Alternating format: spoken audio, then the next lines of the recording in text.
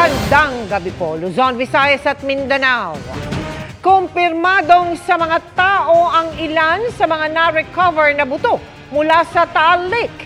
Sunod nang aalamin kung ilan sa mga ito ang labi ng mga missing sabongero. Nagbigay na ng DNA samples ang ilang kaanak ng mga nawawala para maihambing sa DNA mula sa mga na-recover na buto.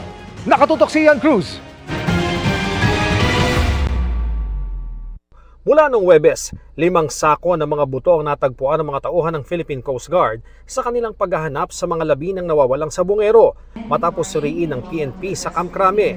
Lumabas na meron itong kahalong buto ng tao. Na nakuha ay sa tao talaga or may mga na-recover na mga animal remains, may human.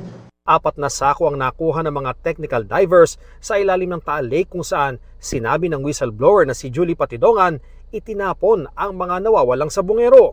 1 sako naman ang na-recover sa tabi ng lawa, lugar na sabi ni Patidongan dinadala ang mga biktima bago itapon sa tubig.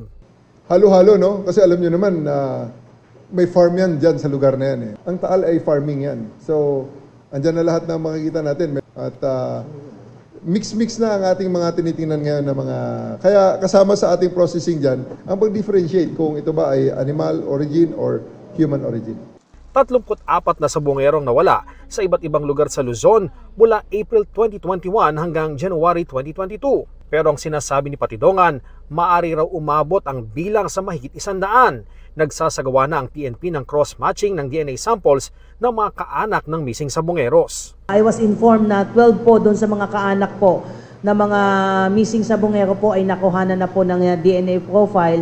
So we are just waiting for the official result to be issued by the forensic group kung may magmamatch po dito sa mga possible human remains na nakuha po natin. Ang cross-matching ng mga buto, ng mga remains to the possible kins na nagbibigay ng mga standards is madali lang, mabilis lang naman yan. Pero hindi natin mabigyan talaga ng oras dahil hindi nga natin alam ang mga complications na mag-a-arise kasi this is a technical process, very technical examination.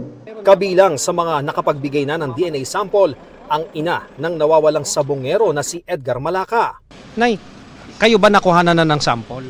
Oo. Kailan po? Friday ng gabi. At ang kapatid ng biktimang si Michael Bautista.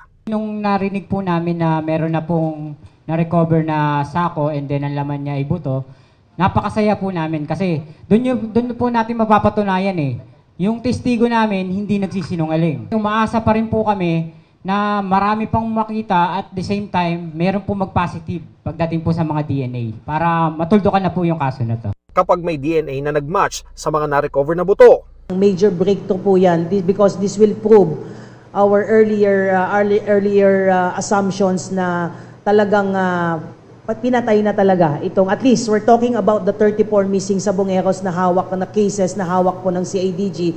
Nananatili pa rin dito sa Camp Crame ang 12 aktibong pulis na isinasangkot sa pagkawala ng mga sabongero.